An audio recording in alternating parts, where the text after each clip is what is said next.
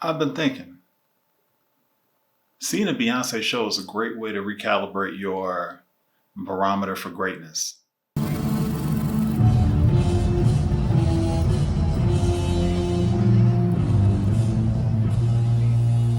Not too long ago, I'm sitting at the final show of her 5-night run at SoFi Stadium for the Cowboy Carter tour. And I'm thinking to myself, if I'm calling all these different shows that I attend great, then what is Beyonce? Because she is like beyond. Oh, and by the way, this is something new. It's the Through It angle, where I give my POV on something that's important to little old me.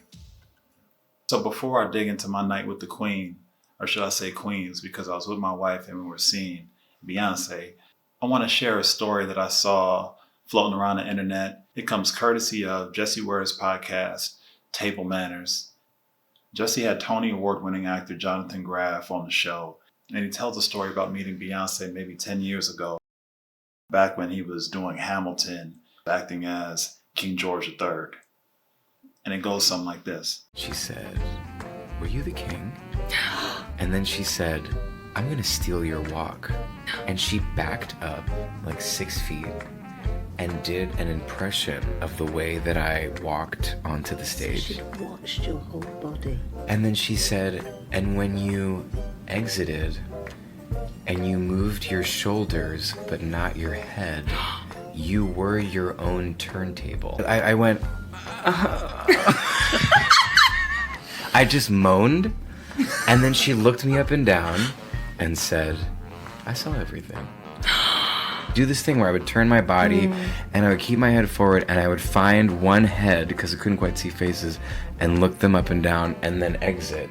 A nanosecond of a moment. And that, I was like, Beyonce's eye, that she spotted that and collected it and then delivered it back to me, was so mind-blowing. It was mind-blowing. That's a dope story, right? Now, it was important for me to share that with y'all because here's my thing. Excellence is not accidental. We woke up in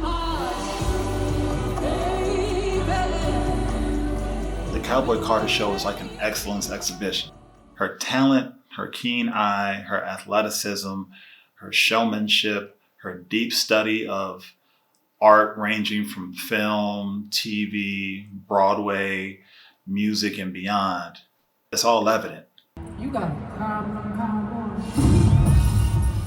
There are several cinematic shorts that pull from classic Western motifs, dusty desert shootouts, saloons, bars. But if you're paying attention, you're also going to see references to classic Roadhouse films like Thelma and Louise and Paris, Texas.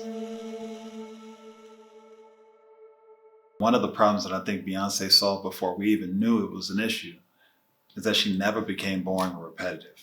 By the time she dropped I Am Sasha Fierce, she was probably the most dominant act in pop and R&B. Usually when someone is at their peak, as far as being a #1 chart-topping artist and having astronomical sales, it's easy to do one of two things, and sometimes both. Either they become repetitive and they start creating the same music that it took to get them to that spot, or they start trend hopping, looking to the left or the right and seeing the artists that are gaining traction, catching up to them, and start doing the same thing that other people are doing. And the result of that is that they start flatlining. We see it time after time. So how did she beat stagnation? Exploration.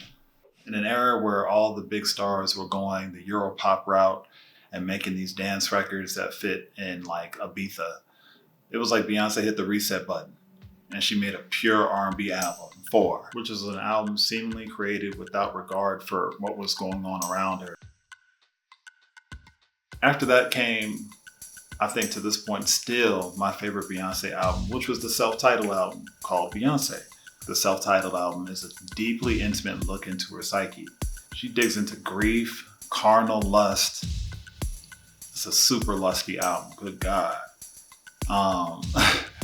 But also insecurities and supreme confidence.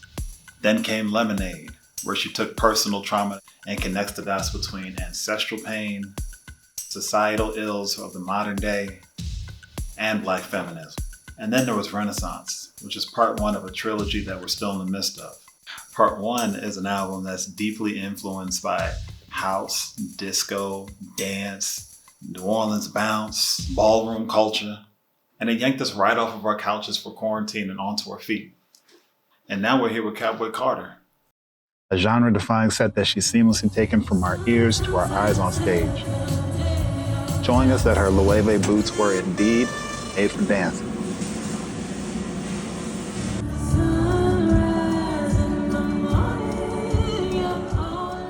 The styling for the Cowboy Carter tour is crazy good.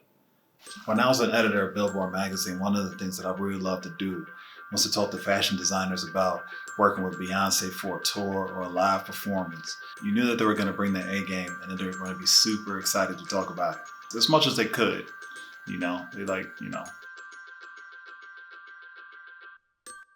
This time around, she's got pieces from Burberry, Cavalli, Moschino, Mugler, Diesel, Loewe, and an incredible LED dress from Unrealage. Cats were in there gasping, shocked and amazed when that thing started changing colors. Beyonce's like one of the most dynamic and creative artists of our time.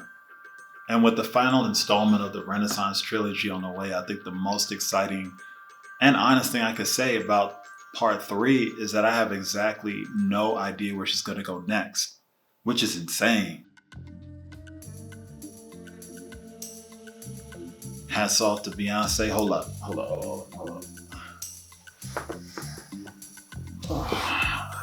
Yeah. That's right. Okay. Hats off to you, Cowboy Carter. Like I said in the beginning, my scale has been reset. There's 0 and there's Beyonce. Straight excellence, man. Straight excellence. 0 to Beyonce, man. That's it. All hail. Sheriff, Queen, Cowboy Carter. And with that being said, we're out. Peace.